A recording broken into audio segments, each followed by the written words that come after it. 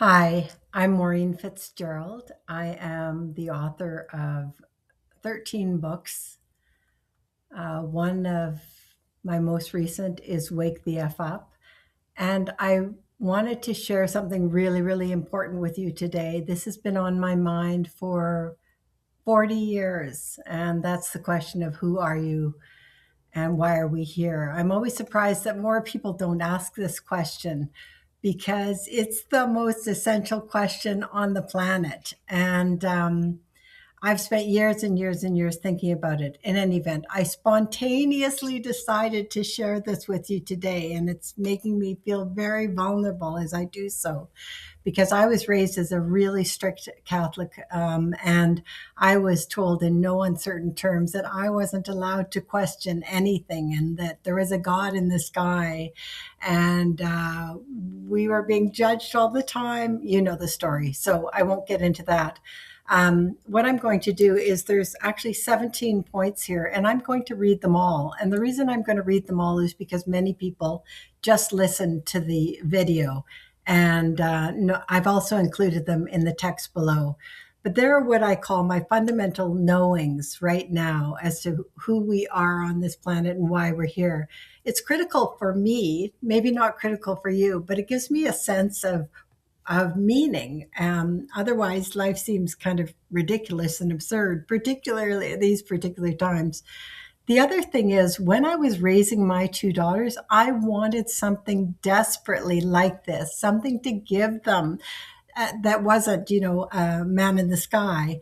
There was a fundamental foundation of philosophy about life. So, without further ado, I'm just going to read it to you. Over many years, I've come to a deep understanding about who we are and why we are here. I'm sharing this with you in case you too are curious. In my book, Wake the F Up, I suggest that we're living in a radical time right now. Every human being is waking up to who they really are, and every human being is on a journey that involves shifting out of an egoic state to an awake, aware state, or our natural state.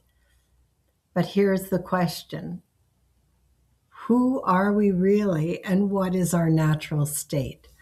So I've divided this into four categories. The first is life is an endless game.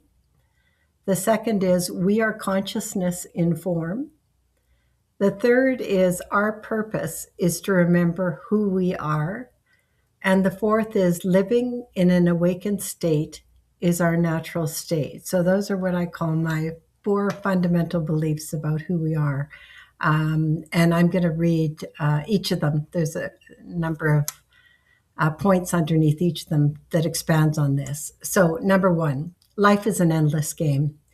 I've come to believe that life is a game created by this thing that we call infinite intelligence, vastness, or consciousness. It's indescribable. Our human minds can't comprehend what it is, and even to name it is to not understand it.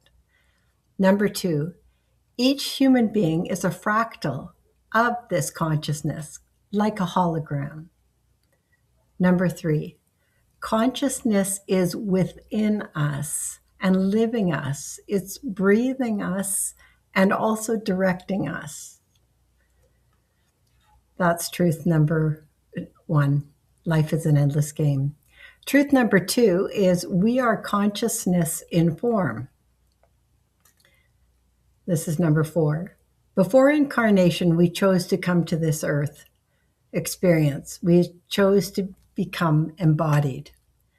When we incarnated, we forgot who we are. I call that the human predicament. And we invented a false identity called an I, or an egoic self.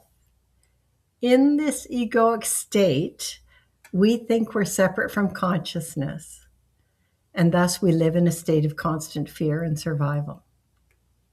That's truth number two. We are consciousness in form. Truth number three is our purpose is to remember who we are. Our purpose in this life is to remember who we are and to live our lives as our true selves, not in fear and not trying to escape this. Next, we're all moving from an egoic state of fear to an awakened state of liberation. Number 10, we are in essence ending this is important, ending our identification with ego and identifying with consciousness. And I'm going to talk about this later, about this identification and my journey in self-inquiry. Number 11, we shift our minds by understanding how the mind works, witnessing it, and inquiring about it. Number 12, on a daily basis, we can surface our inner minds by observing the external world, bracket, it's a projection. Number 13, as you stop identifying with your ego personality, your awareness expands. So that's our purpose, is to remember who we are. And the final one is living in an awakened state is our natural state. And this is the most exciting part. In an awakened state, we live in flow and alignment without effort. Bad things still happen, but we respond differently.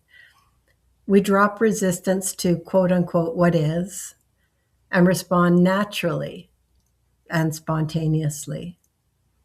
Thus, our main actions, this is probably the most important part of this. Our main actions as human beings is non-doing, allowing, and presence, or what the Chinese call wu wei, is moving with the energy.